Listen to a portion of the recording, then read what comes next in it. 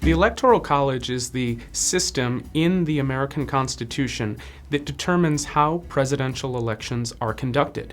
Each state holds its own mini presidential election, and each state has a number of electoral votes equal to its representation in Congress, 2 Senate seats, and the number of congressional districts that that state has.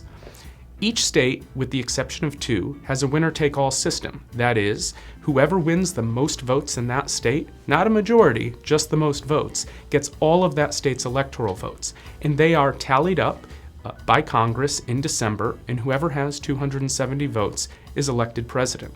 The 2 exceptions to winner-take-all systems are Maine and Nebraska. In advance of a presidential election, each state's party selects a group of individuals to be the electors, to be the actual individuals who vote in the Electoral College.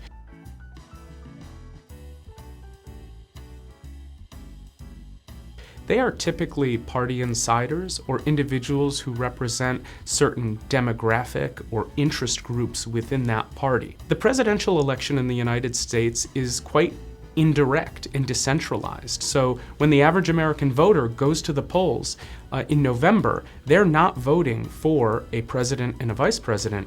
They're voting for those actual electors who will then cast their votes for the presidential candidate and the vice presidential candidate.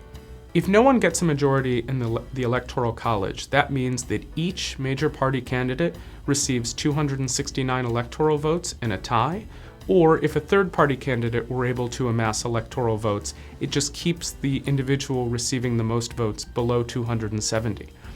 In that case, the presidential election is decided in the House of Representatives.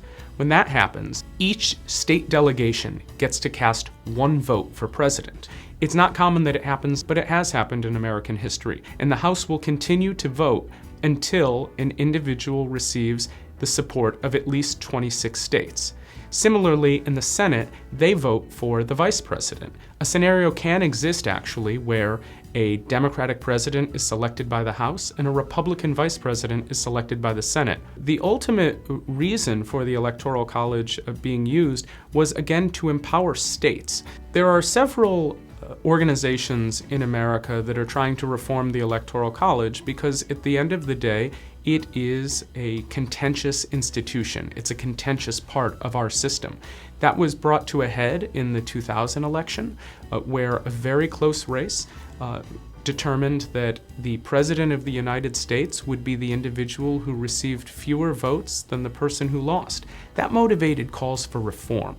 The challenge for these reforms is that they require a constitutional amendment to be enacted, and changing the American Constitution is a rare, a difficult, and challenging process.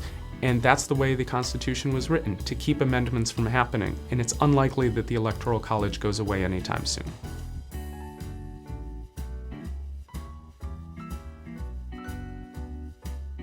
Inaugural addresses are rituals, and rituals, I think, are essential to politics.